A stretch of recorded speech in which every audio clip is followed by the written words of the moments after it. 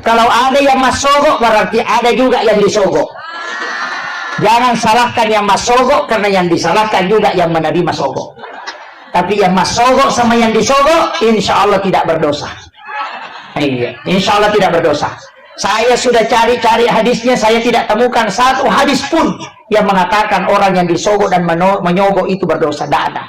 Makanya orang yang disogok dan menyogok itu tidak berdosa. Cuma yang ada hadisnya ar-raksi wal murtasi pinar. Orang yang disogok dan menyogok keduanya masuk neraka. Insya Allah tidak berdosa, Pak. Cuma masuk neraka.